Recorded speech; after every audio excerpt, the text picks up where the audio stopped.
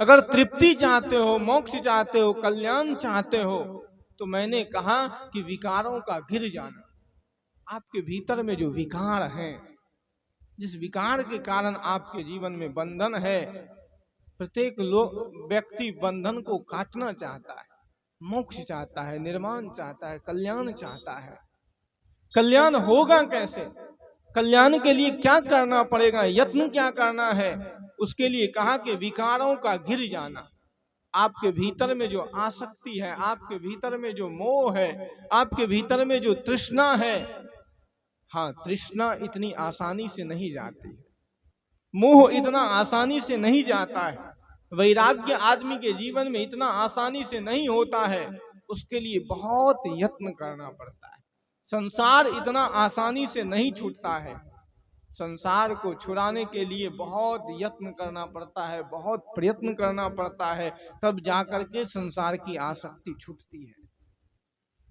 संसार की आसक्ति इतना आसानी से छूट जाए ये संभव नहीं है, मोह इतना आसानी से चला जाए ये संभव नहीं है, मन आपका निर्मल हो जाए, मन विकार से मुक्त हो जाए, इतना आसान नहीं है। लोग जितना आसान ध्यान साधना को बना लिया, मुक्ति को बना दिया है, उतना आसान मुक्ति नहीं है। आज तो बाजार में मुक्ति बिक रही है, मोक्ष बिक रहा है, कल्याण बिक रहा है, धर्म गुरु लोग सब लोग बेच रहे हैं। कोई कहता है कि नाम दान लेने से मुक्ति मिल जाएगा, कोई कहता है कि कुछ रुपए लेकर के आ जाओ, कुछ पैसे लेकर के आ जाओ, मिठाई लेकर के आ जाओ और तुमको हम मुक्त कर देंगे। भगवान दिखाने वाले भी कम नहीं है, अपने आप को भगवान बताने वाले भी कम नहीं है समाज में कि हम ही भगवान हैं, हम ही ईश्वर के अवतार हैं, हम ईश्वर के अवतार लेकर के संसार में आए हैं। ये कहने वाले की कमी नहीं है और वहां भीड़ की कमी नहीं। जहां कहीं चमत्कार है, जहां कहीं पाखंड है, वहां हजारों की भीड़ लग जाती है, हजारों लाखों की भीड़ लग जाती है। अभी है ना बागेश्वर धाम, है कि नहीं, करौली बाबा, है कि नहीं, तो बागेश्वर धाम के दरबार में लाखों की भीड़ होती है, लाखों रुपए देने वाले, करोड़ों देने वाले लोग चले जाते हैं। क्यों? तो आज चमत्कार की पूजा होती है, पाखंड की पूजा होती है। जहां लोग चमत्कार की बात करते हैं, जहां लोग पाखंड की बात करते हैं, वहां लोगों की भीड़ लग जाती है। यथार्थ सत्य को ग्रहण करने वाला कोई नहीं है। चमत्कार के पीछे आदमी दौड़ रहा है, पाखंड के पीछे आदमी दौड़ रहा है, तो दरबार में हो क्या रहा है कि सबका रोग ठीक हो जाता है, सबकी मन की बात जान लेते। अरे भैया, सबकी मन की बात जान लेते तो प्रधानमंत्री जी मन की बात क्यों करते? उसी दरबार में भेज दिया जाए प्रधानमंत्री जी को, प्रधानमंत्री के भी मन का बात जान ले। अगर सभी लोग ठीक हो जाते तो इतने डॉक्टर की क्या आवश्यकता है, औषधालय की क्या आवश्यकता है, इतने सब कुछ सब लोग उसी के पास चले जाते, सबका ठीक हो जाता रोग। ये केवल पाखंड और छल और छद्म के अलावा कुछ नहीं है। इस समाज को धोखा, केवल शोषण करने का काम है कि किसी भी तरह से आदमी से पैसा निकाला जाए, ये व्यापार है। जो विचारमान आदमी है वो समझता है कि इससे किसी का कल्याण नहीं होगा। ये जितने भी धर्म धुरंधर लोग हैं, ये जितने भी समाज में जितने भी दिखाई दे रहे हैं पाखंड फैलाने वाले, वो केवल अपना पेट चलाने के लिए समाज का शोषण कर रहे हैं, दोहन कर रहे हैं, समाज का उत्पीड़न कर रहे हैं। आज सोचने का, समझने का समय है। तो मैंने कहा कि विकारों का गिर जाना इतना आसान नहीं, कल्याण का मार्ग इतना आसान नहीं है, कठिन है, बड़ा कठिन है। मैं तो रात दिन शास्त्रों को पढ़ता हूँ, अध्ययन करता हूँ, अध्यापन करता हूँ। विकार आपके भीतर में है, जिस दिन वो विकार गिर जाएंगे उस दिन आपकी मुक्ति हो जाएगी, उस दिन आप कल्याण पद को प्राप्त हो जाएंगे। योग दर्शन के आचार्य महर्षि पतंजलि ने कहा कि योगस् चित्तवृत्ति निरोधः। कहा योग क्या है? कहा कि चित्त वृत्ति का निरोध हो जाना योग है। जिस दिन आपके चित्त की वृत्तियां हैं, चित्त की कई वृत्तियां हैं, चित्त, विक्षिप्त, मूढ़, निरुद्ध और एकाग्र, जिस दिन आपकी चित्त की वृत्तियां समाप्त हो जाएगी उस दिन आप मुक्त हो जाओगे। अभी तक आपके भीतर में विकार हैं, तो आपके जीवन में बंधन है। जिस दिन आपका विकार गिर गया उस दिन आप मुक्त हो जाएंगे। और विकार गिरने के लिए दो चीजों की आवश्यकता है, एक भीतर में वैराग्य, बाहर से भीतर में वैराग्य हो और निरंतर अभ्यास हो। कहा कि अभ्यास वैरागाभ्याम तन निरोध का, चित्तवृत्ति का निरोध अभ्यास और वैराग्य से होता है। आदमी के भीतर में वैराग्य हो तो आदमी अपने अंदर की वासनाओं को धीरे धीरे मिटा सकता है, धीरे धीरे। वैराग्य भी बड़ा कठिन मार्ग है, वैराग्य का मार्ग बड़ा कठिन है। जल्दी आदमी के जीवन में वैराग्य चढ़ता नहीं है, और एक बार वैराग्य आ गया तो उस वैराग्य को बचाना भी बड़ा कठिन होता है। उसको धीरे धीरे अभ्यास के द्वारा, नहीं तो वैराग्य एक बार कभी कभी मन में होता है, घर में हुआ खटपट तो आदमी सोचता है कि मठ पर चले जाएंगे, साधु संत के पास चले जाएंगे, वहीं शांति से रहेंगे। कई गृहस्थ आते हैं रोने के लिए, क्या करेंगे बाबा जी, जिंदगी नरक हो गया, नरक हो गई हमारी जिंदगी, सुख नहीं है, शादी करके फंस गए। रहमन कवि कहा ना कि ब्याह बलाय है, बच सको तो बचो, पैर में बेरी देत है ढोल बजाए बजाए। क्या कहा? ब्याह बलाय है, शादी क्या है? बलाय। शादी करने से पहले तो बहुत खुशी होती है कि शादी करने जा रहे हैं, बड़ा आनंद आएगा, कितना कितना उत्सव मनाया जाता है, कितने रस्म रिवाज निभाए जाते हैं, गाल सेकाई से लेकर के सब काम, बड़ा आनंद आता है। ससुराल में कितना सुख मालूम पड़ता है, लेकिन बाद में पता चलता है कि परिणाम क्या है। तो आदमी क्या कहा कि बच सको तो बचो।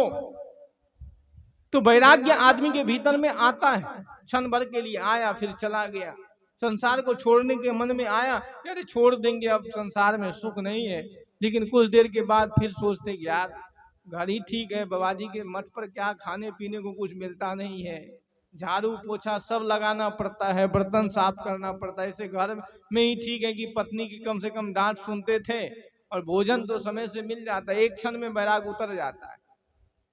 परम पूज्य गुरुदेव जी एक कहानी कहते थे, उसके पास एक लड़का, नौजवान लड़का आया, कहा कि हम आश्रम में रहेंगे, साधु बनेंगे। कहा गुरुजी तो समझ जानते ही थे उनके पास कितने साधु बनने के लिए आए और कितने चले गए। उन्होंने कहा कि साधु बनना है, ठीक है कोई बात नहीं, कुछ दिन रह लो उसके बाद देखेंगे। तो एक दिन कहा कि गुरुजी घर जाना है। कहा तुम आए थे साधु बनने के लिए, अब कहते हो घर जाना है। कहा पिताजी का फोन आया है कि घर में शादी है इसलिए घर जाना है। कहा कि अभी तो कच्चा वैराग्य है तुम्हारा, घर जाकर के क्या करोगे, अभी तो यहीं रहो, शादी ब्याह में क्या करना जाकर के, जब साधु बनना है तो शादी देख करके क्या करोगे। कहा अगर वैराग्य, किसी ने बड़ा ही अच्छा कहा, अगर वैराग्य उत्पन्न करना चाहते हो अपने भीतर में तो श्मशान घाट में जा करके बैठो, और अगर संसार में फंसना चाहते हो तो 1-800 शादी ब्याह देख लो, अपने आप फंस जाओगे। कहा अगर वैराग्य उत्पन्न करना चाहते हो भीतर में तो श्मशान घाट में जाकर के बैठो। कहा कि अभी तो तुम्हारा कच्चा वैराग्य है, अभी क्या करोगे घर जाकर के। कहा नहीं, जाना चाहते हैं, एक बार देखना चाहते हैं कि शादी, भाई की शादी है और हम ही अकेले छोटे भाई हैं तो हमको तो जाना पड़ेगा ना। कहा ठीक है कोई बात नहीं, चले जाओ। गया घर तो लौट के नहीं आया। कहा 4 दिन में आ जाएंगे। तो लौट के नहीं आया, तो उसी रास्ते से उनकी गाड़ी जा रही थी।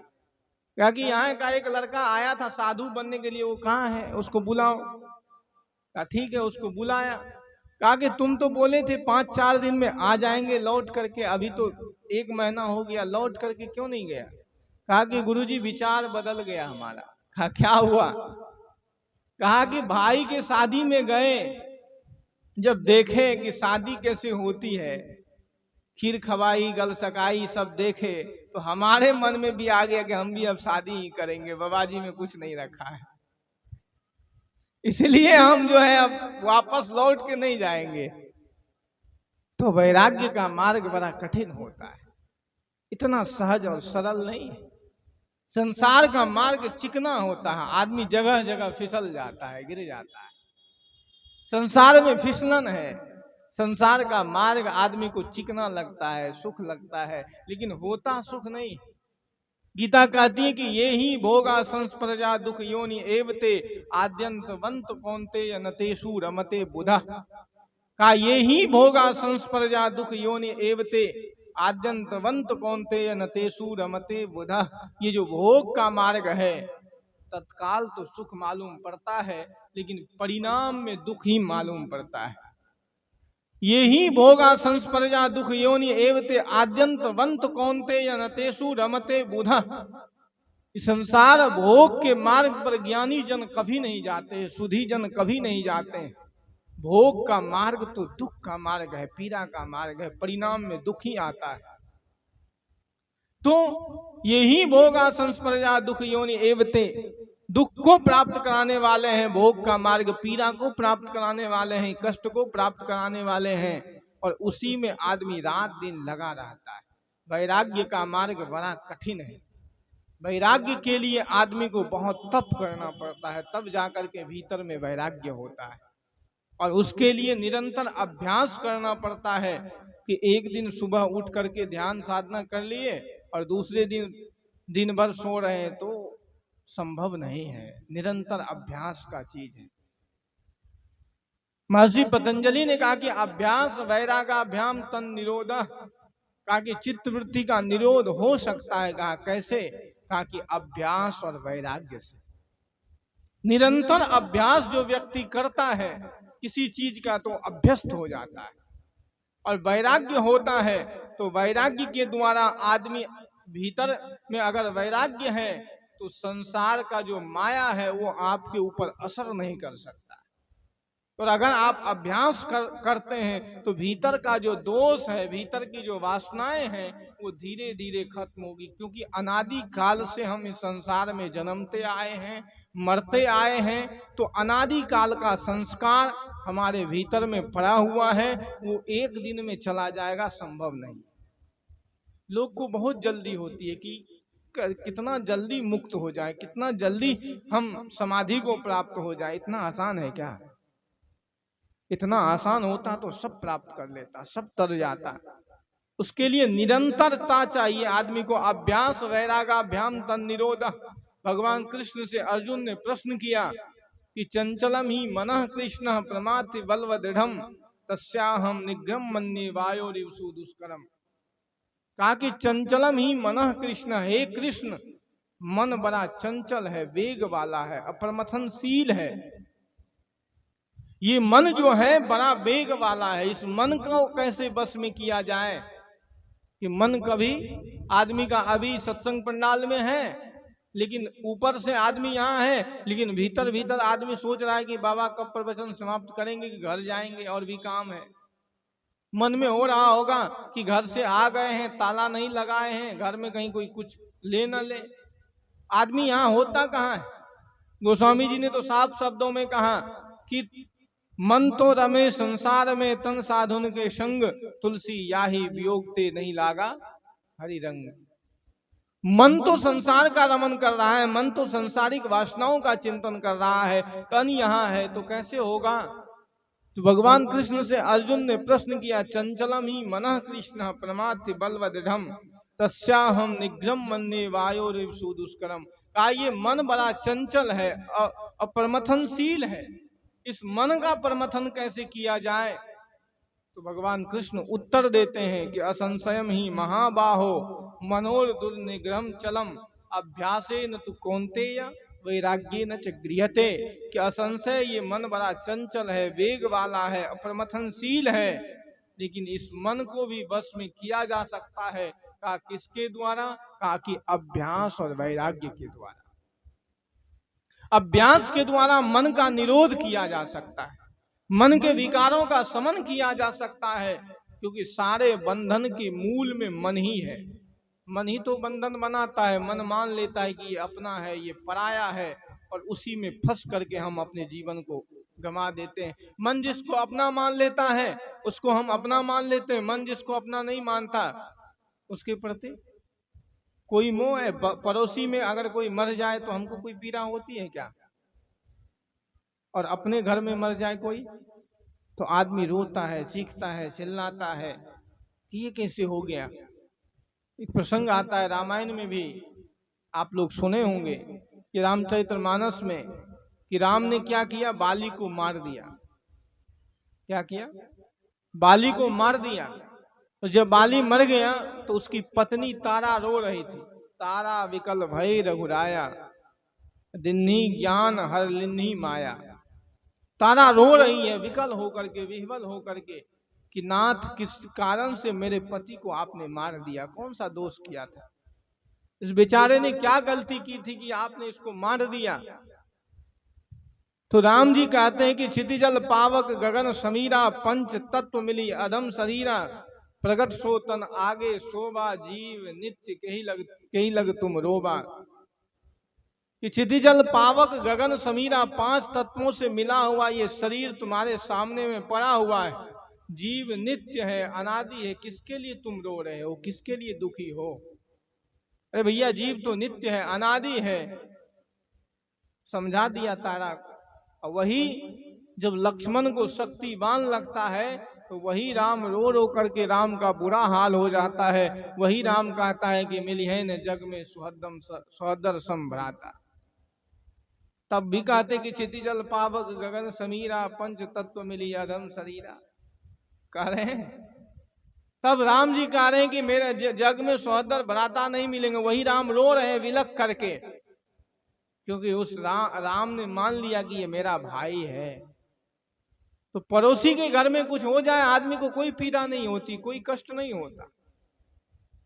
हम जिसको अपना मान लेते हैं, जिसके प्रति हमारे भीतर में ममत्व हो जाता है, तो उसके प्रति मोह हो जाता है, जिसके प्रति, उसके लिए हमारे भीतर में पीड़ा होती है। सारा खेल मन का है, ये सारा खेल मन का ही तो है। मन एव मनुष्यानाम कारण बंधन मोक्षयो, बंधाय विश्यासक्तम मुक्तये निर्विषयम मनः। कहा कि मन एव मनुष्यानाम कारण बंधन मोक्षयो, मनुष्य के जीवन में बंधन और मोक्ष का कारण मन ही है। बंधाय विश्यासक्तम, और जो विषय में आसक्त होता है मन, तो बंधन बनाता है। मुक्तये निर्विषयम मनः, जब इससे मुक्त हो जाता है तो बंधन कट जाता है, धीरे धीरे बंधन कट जाता है। मन ही तो बनाता है, घर बनाता है, मकान बनाते हैं हम, मन मान लेता है कि ये अपना है, तो उससे प्रति मोह हो जाता है, उसको हम छोड़ना नहीं चाहते। एक आदमी के घर में आग लग गया, तो उसका बेटा दौड़ता हुआ गया अपने पिताजी को बुलाने के लिए कि पिताजी घर में आग लग गया। तो पिताजी जैसे ही आ रहे थे, बड़ा दुखी हुआ कि घर में आग लग गया, आग लग गया। दूसरा बेटा उधर से आ रहा, कहा कि पिताजी उस घर को तो हम कल ही बेच दिए। तब वो पिताजी, कोई बात नहीं, लगने तो आग लग गई, कोई बात नहीं, ऐसा होता है, लग गई तो क्या है, अब चुपचाप आ रहे हैं। तो बताइए, अभी अपना मान रहा था तो दुखी हो रहा था, जब पता चल गया कि उसको तो हम बेच लिए, अब कोई दुख है, कोई पीड़ा है। यही संसार है, इसी का नाम संसार है। तो मैंने कहा कि विकारों का गिर जाना ही मोक्ष है। जिस दिन आपके विकार गिर गए उस दिन आप निर्भर हो जाएंगे। अभी तक आपके भीतर में विकार है, गिराना विकार को है। अभी तक आपके भीतर में काम का विकार है, अभी तक आपके भीतर में लोभ का विकार है, अभी तक आपके भीतर में आसक्ति का विकार है, अभी तक आपके भीतर में वासना का विकार चल रहा है, तो समझ लीजिए कि आप अभी तक संसार में बंधे हैं। जिस दिन आपके विकार मिट गए, जिस दिन आपके विकार गिर गए, एक एक करके विकार को मिटाइए भीतर से। काम का विकार, लोभ का विकार, अहंकार का विकार, यही तो बंधन है। लेकिन अहंकार का विकार गया नहीं, लोभ का विकार गया नहीं, आसक्ति का विकार गया नहीं, और हम सोचते हैं कि हम मुक्त हो जाएंगे, हमारा कल्याण हो जाएगा। कभी संभव नहीं। गीता कहती है, गीता से भगवान कृष्ण से किसी ने प्रश्न किया कि स्थित प्रज्ञस्य का भाषा समाधि स्थस्य केशव, स्थिति किम प्रभासेत किमासेत वर्जेत किम। का जो स्थित प्रज्ञ पुरुष हैं, जो मुक्त पुरुष हैं, उसका लक्षण क्या है। भगवान कृष्ण से किसी ने प्रश्न किया कि मुक्त पुरुष का लक्षण क्या है। मुक्त पुरुष कहे किसको? मुक्त पुरुष का क्या लक्षण है? स्थिति किम प्रभासेत किमासेत व्रजेत किम।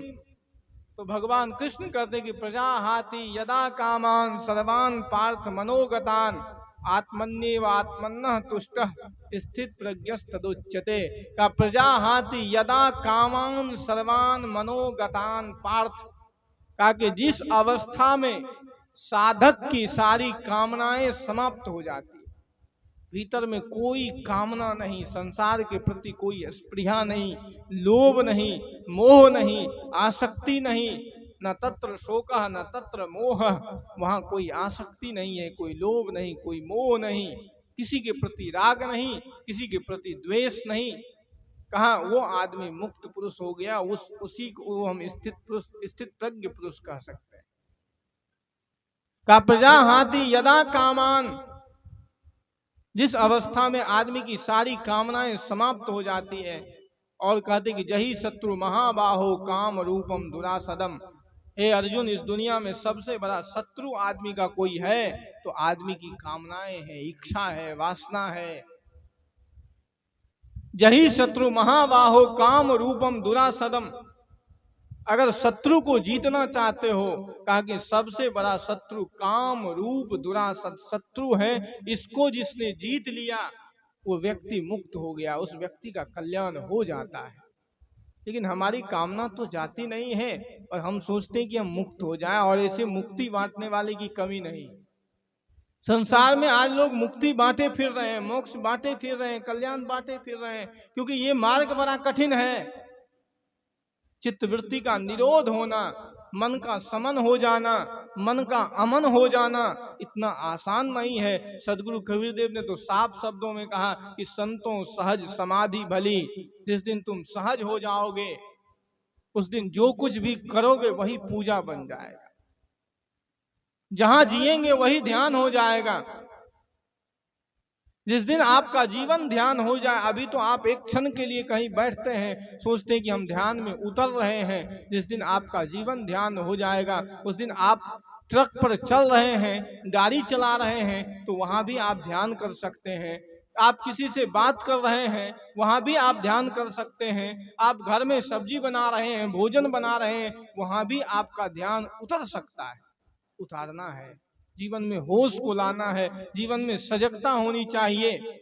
इसलिए मैंने अपनी बात प्रारंभ की थी कि विकारों का गिर जाना ही मोक्ष है।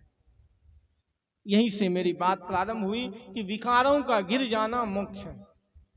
और जिस किसी का भी विकार गिर गया वो व्यक्ति मुक्त हो गया, वो व्यक्ति तर गया। चाहे स्त्री हो, पुरुष हो, कोई भी हो, विकार गिर जाना चाहिए। और विकार आप स्वयं से अपने विकार को गिरा सकते हैं। गीता कहती कि उद्धरेत आत्मना आत्मानम ना आत्मानम अवसादयेत। उद्धरेत, स्वयं का कल्याण स्वयं के द्वारा। सदगुरु कबीरदेव ने कहा कि बंदे कर ले आप निवेरा, आप जियत लखो जियत ठौर करो, मुए कहाँ घर तेरा, यह अवसर नहीं चेतों प्राणी अंत कठिन काल का घेरा। ए बंदे, अपने आप का निवेरा कर लो, अपने आप को जान लो, अपने आप को पहचान लो। कब? जीते जी। जीते जी अपना उद्धार जिस व्यक्ति ने कर लिया, अपना कल्याण कर लिया। तो लोग कहता है कि मरने के बाद कल्याण होगा। मरने के बाद कुछ नहीं होता है, जो कुछ भी होता है जीते जी होता है। इसलिए जीते जी इसी जीवन में हम सब लोग अपने यत्न करें अपने कल्याण के लिए। गीता भी कहती है कि शक्नोति इह एव यह सोढ़ुम प्राक शरीर विमोक्षणात् काम क्रोध भवम वेगम संयुक्तः स सुखी नरः। शक्नोति इह एव, जो व्यक्ति यही अपने जीवन काल में सा अवधि में काम क्रोध लोभ मोह अहंकार के वेग को मार लिया, सएव सुखी नरः, वही सुखी हो जाता है, वही मुक्त हो जाता है। लेकिन काम का वेग मरना इतना आसान नहीं, लोभ का वेग चला जाना इतना आसान नहीं है। आप लोग कहानी सुनते हैं ना कि पुरा काल में ययाति के विषय में, एक राजा ययाति हुए, तो जब भोग को भोगने लगा तो उसकी अवस्था आ गई। कहानी है, काल्पनिक है। अवस्था आ गई, तो जब अवस्था आ गई बाल पकने लग गए, दांत टूट गया, तो अब भोगे कैसे? लेकिन भीतर में भोग करने की इच्छा तो बची हुई थी। अपने बेटे को बुलाया, चार बेटे थे, सबको बुलाया, कहा कि अभी तक मुझे भोग से तृप्ति नहीं हुई है, मैं और भोग को भोगना चाहता हूं। एक काम करो कि तुम चार में से कोई भी अपनी कुछ आयु हमको दे दो, कुछ आयु हमें दे दो कि मैं संसार को और भोग सकूं, देख सकूं। तो तीन बेटे ने मना कर दिया। कोई व्यक्ति अपनी जवानी देगा क्या? आदमी को कितना भी पैसा दे दीजिए, कहे कि जवानी तुम अपना हमको दे दो, तो देगा? सबसे प्रिय आदमी को क्या है? जवानी है ना। बुढ़ापा कोई चाहता है? बुढ़ापा तो जबरदस्ती आ जाता है, आता है कि नहीं? बचपना के बाद जवानी आती है, जवानी के बाद आदमी बूढ़ा कोई होना नहीं चाहता है, डेंटिंग पेंटिंग करते रहता है शरीर का, करता है ना। बाल पकने लगता है तो बाल काला कर लेता है कि हम जवान दिखें। बूढ़ा आदमी क्या करता है? सूट बूट पहनता है, कम से कम अगर किसी को बूढ़ा कह दो तो तुरंत गुस्सा जाता है कि हम बूढ़ा हैं, हमको बूढ़ा कह दिया। बूढ़ा कोई नहीं होना चाहता। जितना कोशिश हो सकता है, अगर दांत टूट गया तो तुरंत जाकर के बाजार में नया दांत बनवाएगा चांदी का, दिखे पता भी नहीं चले कि दांत टूटा है। बढ़िया दांत बना करके आदमी लगा लेता है, माताएं लोग भी लगाती है, सब बिल्कुल पेंटिंग पेंटिंग, केस काला। कोई भी आदमी बूढ़ा होना नहीं चाहता। तो तीन बेटे ने मना कर दिया कि हम जवानी नहीं देने वाले आप। चौथे बेटे ने कहा कोई बात नहीं, आपकी इच्छा है, आज्ञाकारी था, कहा आपकी इच्छा है संसार को और भोगने की, तो भोग लीजिए, मैं अपनी जवानी देने के लिए आपको तैयार हूं, आप मेरी जवानी ले लीजिए। उसने दे दिया जवानी, फिर संसार को भोगना प्रारंभ किया, फिर अतृप्त ही रहा। बड़ा ही अच्छा किसी ने कहा कि भोग क्या है? कहा कि हविषा वर्तमेव च, जैसे अग्नि है, अग्नि में आपने क्या किया? घी की आहुति डाले, आग है उसमें घी डालिए तो आग क्या होगी? बुझेगी। आग में आप घी डालेंगे तो आग बुझेगी कि और जलेगी? और लो जलेगी ना। उसी प्रकार भोग का मार्ग है, भोग के मार्ग में भी यही होता है। जैसे अग्नि में घी डालने के बाद अग्नि और प्रज्वलित हो जाती है, भोग का भी मार्ग ऐसा ही है कि आदमी जितना भोग को भोगता है, भोग और प्रज्वलित होती है और प्रदीप्त होती है। तो भोगता रहा, अंत में अतृप्त ही रहा। तब वो अपने बेटे को बुलाया, कहा कि बेटा तुम अपनी आयु ले लो। कहानी प्रतीकात्मक है, उपनिषदों में, शास्त्रों में प्रतीकात्मक तौर पर कहानी कही जाती है। कहा कि अपनी आयु ले लो, मैं तुमको आयु वापस देता हूं, तुम राजगद्दी, क्योंकि भोग में तृप्ति नहीं हो सकती। भोग का मार्ग सदा अपूर्ण ही रहता है, इसलिए भोग को छोड़ना पड़े, भोग आपको छोड़ दे, इससे पहले आप भोग को छोड़ दीजिए। तृष्णा का मार्ग सदा ही अपूर्ण रहता है, संसार का मार्ग सदा ही अपूर्ण रहता है। आज तक कोई भी व्यक्ति संसार से पूर्ण होकर के नहीं गया, सब आदमी अपूर्ण ही संसार से सबको जाना पड़ता है। अगर पूर्णता चाहते हो तो मैंने कहा कि वासनाओं का छिन्न हो जाना, भीतर के राग का चले जाना, विगत रागः विरागः, आपके राग इस अवस्था में छिन्न हो गए, आपकी आसक्ति जिस दिन मिट गई, आपके भीतर का जो जितने भी विकार हैं उस दिन जिस दिन गिर गए, उस दिन आप मुक्त हो गए। गिराना विकार को है, आपके विकार को मिटाना है। इसी के लिए साधना के सूत्र होते हैं, इसीलिए जीवन, इसीलिए साधना का मार्ग होता है। तो थोड़ी सी चर्चा मैंने अभी आप लोगों के सत्र में किया कि वैराग्य के पथ पर चलने के लिए, कल्याण के पथ पर चलने के लिए, कल्याण के मार्ग पर चलने के लिए प्रत्येक साधक का ये कर्तव्य है कि हम अपने भीतर की वासनाओं को धीरे धीरे छिन्न करें, उसको खत्म करें। वासना का जो किला हमारे भीतर में उपस्थित है उसको ढाहें, उसको खत्म करें। इसलिए वासनाओं को खत्म करने के लिए मनुष्य के जीवन में दो सबसे बड़े हथियार हैं, वो है अभ्यास और वैराग्य। इसी हथियार से, इसी औजार से आपकी वासना ढह सकती है।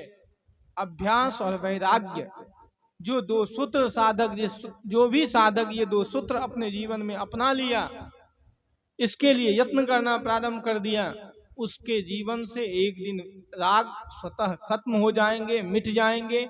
इसीलिए आप लोग यत्न करें, प्रयत्न करें कि आपके विकार, भीतर के विकार समाप्त हो। इसी के लिए साधना है, इसी के लिए संतों का साहचर्य है, इसी के लिए महापुरुषों का साहचर्य है। क्योंकि मानव जीवन का अंतिम परिणाम विकारों से मुक्त होना है। जो साधक, जो मानव जीवन को पाकर के विकार से मुक्त नहीं हुआ, अन्य कोई योनि ऐसी नहीं है कि जिसमें विकार से मुक्त हुआ जा सकता है।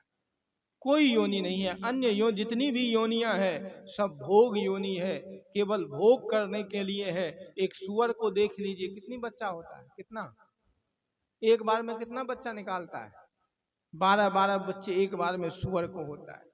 अन्य जितनी भी योनियां हैं भोग की योनि है।